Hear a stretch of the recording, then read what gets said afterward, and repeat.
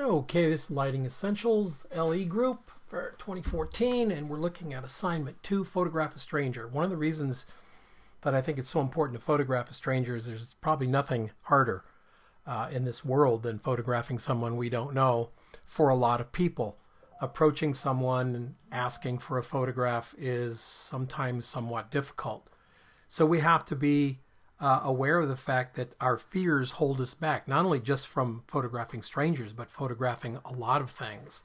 So one of the best things you can do to get over your fears is to go and approach it and get over it. So asking somebody for a photograph is a powerful mechanism, not only just for people photography, but to get you over your fear of doing something new, and also to help understand that the power of the camera to deflect away from you is really amazing. So when you have a camera around your neck, you can approach people in different ways and in different situations that you couldn't do if you were not sporting a camera. People don't trust you. I want to take your picture. There's no camera around your neck. When do you want to take the picture? It's an immediate distrust. The media has done a lot to help that situation along. So what I recommend you do is to take a camera out, put it around your neck, and walk up to folks, smile, and ask to take their picture. Watch body language. You can tell if somebody's too busy or if they're engaged in conversation and they don't want to be interrupted. You can tell just from their bodies. Look at them. Look at what they're doing, who they're doing it with, how the whole dynamics are. Make your decision. But photographing a stranger is one of the most powerful things you can do as a photographer to get over fear and to become more a master of the process. We're going to look at A. Baum's Purple Hat. All right, beautiful shot, beautiful girl, lovely light, very natural light coming in here. We have this wonderful smile. Looks like the photographer had engaged her. We have a little bit of fill coming back on this side of the face, but I think I probably would have brought it up a little bit in Lightroom, Photoshop. It is cold, so her cheeks are pink, probably as it should be. Now, the one striking thing that I don't like about the shot, two things. I don't like this little orange thing jetting out from right behind her here. It's more in focus, Allison, than it should be. I'm not sure what aperture you used on this, because this guy's a little out of focus. This, for some reason, is picking up a nice sharpness to it. Soften it or kill it. Either way, soften that edge or kill it, because it looks like it's coming from behind her. Obviously, it's part of this thing over here, and for some reason, probably the snow or the glare or something, for some reason, it's got a sharp edge to it. The second thing, of course, is this guy here. Could you clone him out? Well, you'd have to invent some car here. That could be more difficult than it's worth. But yes, my expectation would be to clone him out so that she is just the center of your photograph. Again, good exposure. She's nicely lit. Might be able to go up a little bit more, but not sure. Her eyes are nice and white. The snow looks pretty good right up in here, and she is definitely locked away from the removed from the background. I think I'd also ditch this pole back here in Photoshop. So I'd take this out in Photoshop, either take this out or soften that hard edge right there. And as far as the guy over here, yeah, I'd probably take it out, but that fixing this car back here, that could be an adventure. So just think about that when we're looking at our people, when we're photographing strangers or portrait subjects for ourselves. Just think about it, because these little things in the background can kill what's going on in the foreground. Snowshoes by Allison. Okay, Allison, pretty nice. Too much snow in front of the face, but it was falling down. I think I'd probably go in Photoshop and take that bright one off his tooth right there. Fix that one right there. The rest of it should work okay. And again, we've got this pole coming right out of the head here. And there's a bunch of other places we could have put him other than where that pole is right here. Not good. Very interesting snowshoes there on the young man. Exposure seems to be fairly close, but that snow is looking a little gray, probably because it's a very dark day. And maybe because it is a dark day, it's really not white snow. But you have to ask yourself, do we bring it up back here to separate him, or do we leave it go natural? I'm going to leave that up to you. My choice on this would have been to bring this up back here. The foreground looks fine. Nice bright white snow here, but a little dingy back there. I'd get rid of the dinginess. In fact, I'd make it a little even brighter than the foreground. And watch your backgrounds. We've got a pole and a sign right out of the side of his head here. Gotta really watch where we put our faces. Sinjin. Bright sun. I hope he's not squinching.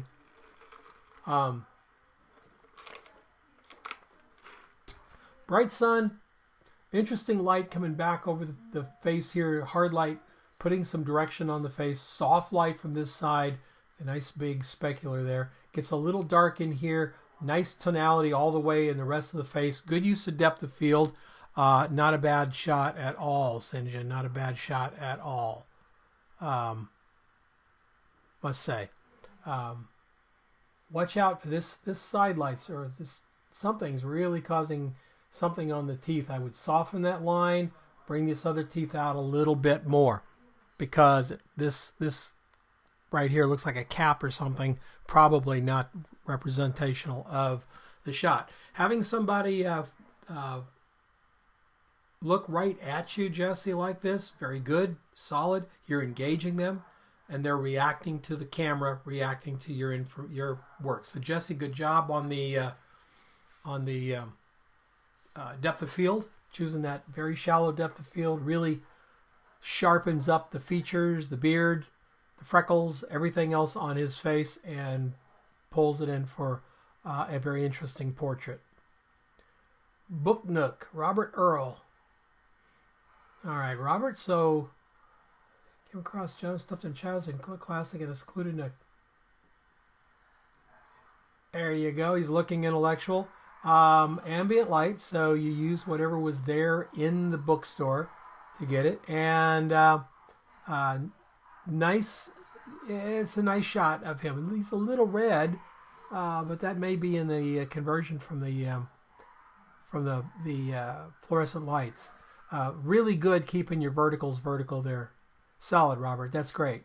Really good keeping those verticals vertical. And then he breaks through with a kind of a serpentine shape, which works very well. Nothing growing out of his head. All right. Good. Would have loved to see him look at the camera. Mark by Jesse Moore. Jesse, another good shot, another a good use of shallow depth of field. I appreciate the effort here. Your light, whatever this light is, I don't know if that's a disc or if it's just something natural, seems to me to be a little low. When it's under the center of the face, it starts casting these shadows up.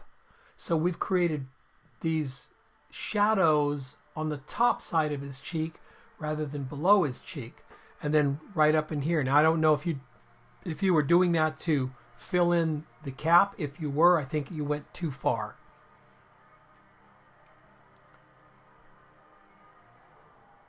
I think you just went a little too far with it. Just too much up, creating too much shadows around the eyes, giving him sort of a almost glass, like he's wearing glasses.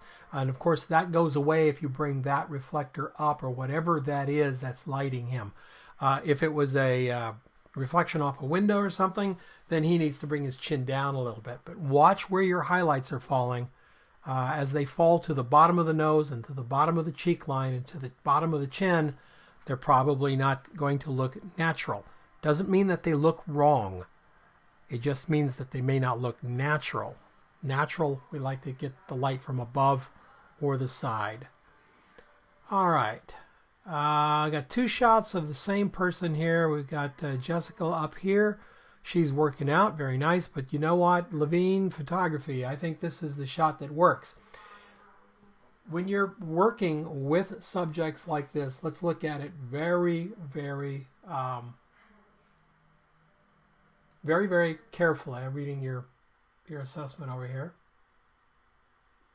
All right, so good. She stopped her run and let you take pictures of her. Very good. Okay, when someone has their shoulders up, it wrinkles their neck. So even though she's working out here and stuff, if you had her drop her shoulder, it would pull these lines out of her neck.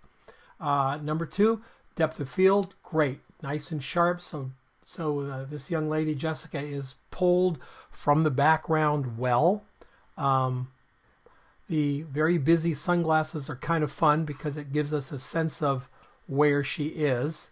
But watch out cutting the arms at the elbows. I think you would have been better to cut it closer here than farther away. Elbows, for me, are like knees. If I show the knee, I'm going all the way to the feet. There's nowhere in the middle of a calf that I can cut that photograph and have it look good.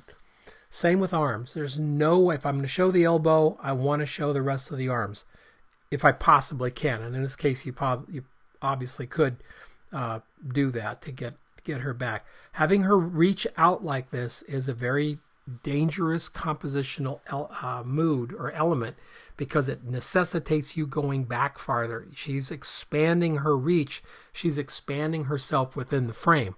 And so that always becomes a challenge. So had she dropped the shoulder down, would have pulled these out. And had she pulled up next to the fence, then you'd have a much natural V with the arm down. V with the arm down and back up and getting her hands in it. So we'd know exactly what she's doing with her hands. So that being said, light looks very nice. Very nice. Very soft in here. Have nice modeling on the face. Some highlights, some shadows. Beautiful highlights down the arms. Works real well. Good.